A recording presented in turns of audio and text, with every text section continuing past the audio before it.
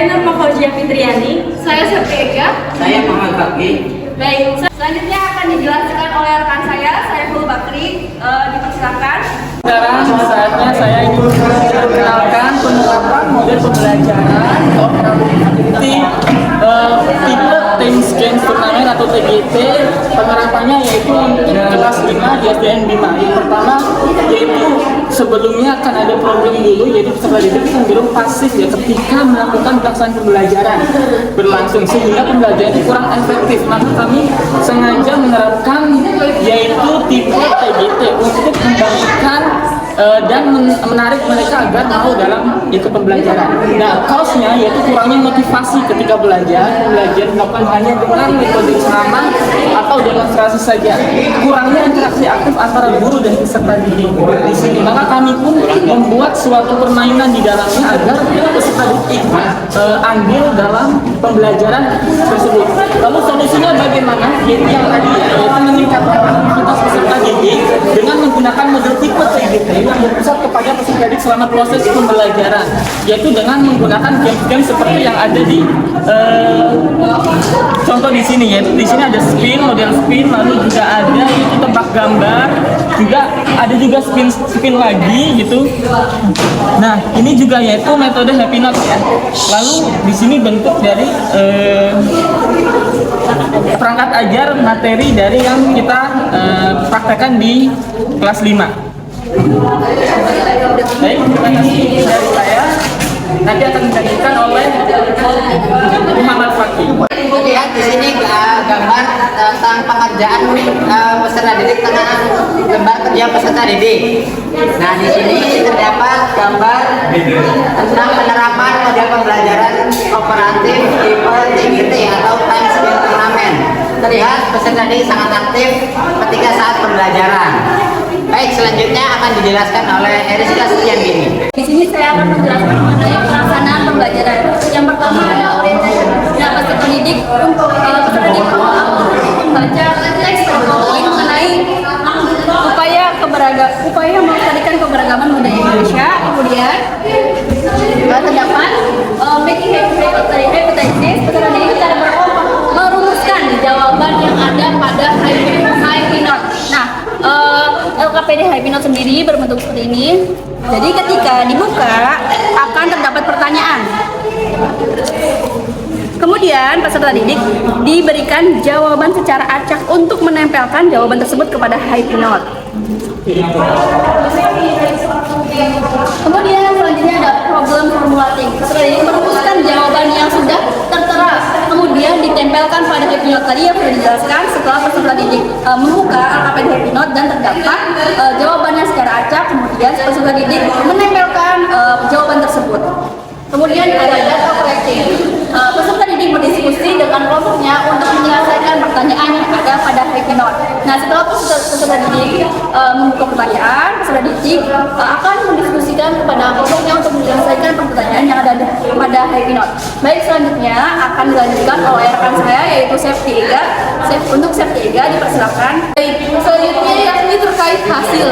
Hasil ini dilakukan selama 3 siklus dalam kegiatan LPL 1, di mana terlihat dari kegiatan siklus 1 hingga siklus 3 mengalami peningkatan secara signifikan. Terlihat pada partisipasi siswa. Yang penting itu menunjukkan bahwa waktu dari siklus 1 itu mengalami penurunan awal, dengan ketika di siklus 2 dan siklus 3 mengalami peningkatan secara signifikan.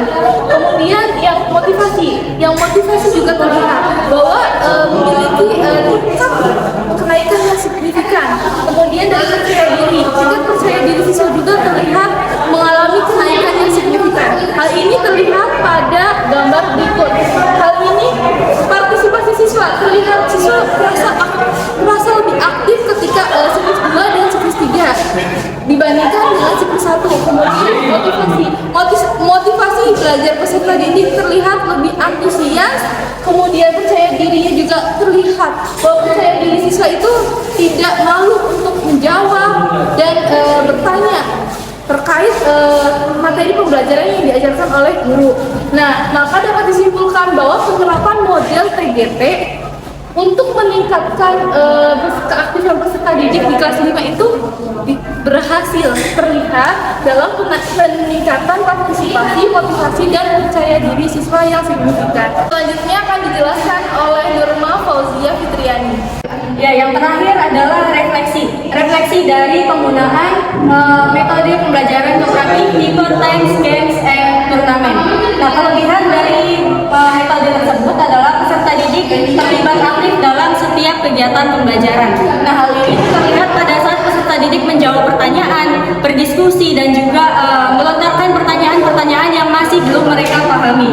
Nah, bisa dilihat pada gambar berikut, peserta didik ini terlibat aktif pada saat proses pembelajaran. Kemudian kekurangan dari model ini adalah sulitnya pengkondisian peserta didik pada kegiatan pembelajaran agar lebih efektif.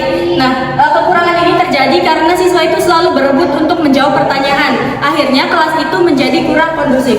Dan solusinya untuk mengatasi permasalahan tersebut adalah guru memberikan ice breaking dan penggunaan games dalam pembelajaran agar mengembalikan fokus dan antusias peserta didik. Hal tersebut biasanya dilakukan guru seperti menerapkan tepuk semangat, kemudian tepuk fokus, ataupun melontarkan pertanyaan-pertanyaan pada siswa yang dirasa siswa tersebut kehilangan fokus.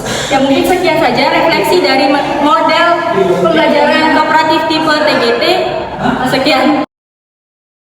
Saya menjelaskan media yang kami buat pada saat asisten mengajar. Berikut asisten mengajar yaitu tentang pengaruh terkalor terhadap kehidupan, yaitu prosesnya ada konduktor, yaitu semikonduktor, lalu pengaruh kalornya, kalor, isolator, dan benda isolator. Nah, berikut adalah konduktor bahan yang dapat menghindarkan panas. Kalau kalor itu sendiri merupakan zat yang mengeluarkan atau zat panas itu sendiri ya yang mempengaruhi beberapa benda. Dan ada contoh isolator, yaitu bahan yang tidak dapat menghantarkan panas. Berikut adalah salah satu media yang digunakan dalam perangkat ajar dari siklus 1 hingga siklus 3. Salah satunya kami pilih di siklus 3, yakni jaring-jaring kubus. Nah, media ini nanti akan teman kami peragakan. Coba ditarik. Nah, coba ini akan membentuk suatu kubus. Kemudian coba kalian hitung dari sisi kiri ke kanan. Kalau ini ada berapa? Ini 2. Hitung 1, 2, 3, 4, 1. Jadi polanya 1, 4, 1. Jadi cara menghitung pola karena dari jari-jari kubus itu sendiri ada 11 pola. Nah, salah satunya yang tadi diperagakan oleh rekan kami yaitu Eriska, bahwa jari-jari kubus itu bisa dihitung dari kiri ke kanan begitu.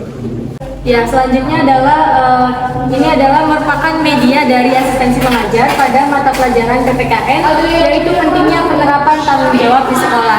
Nah, jadi siswa itu nantinya pada awalnya itu di sini kertas ini ditaruh pada contoh sikap.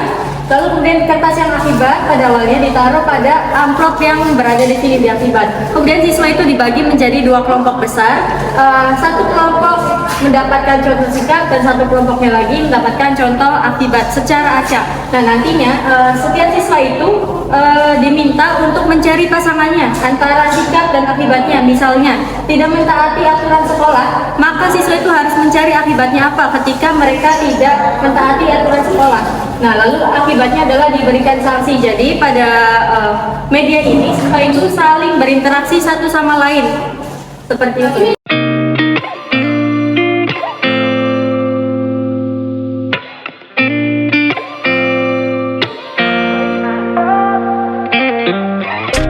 Gotta find my way to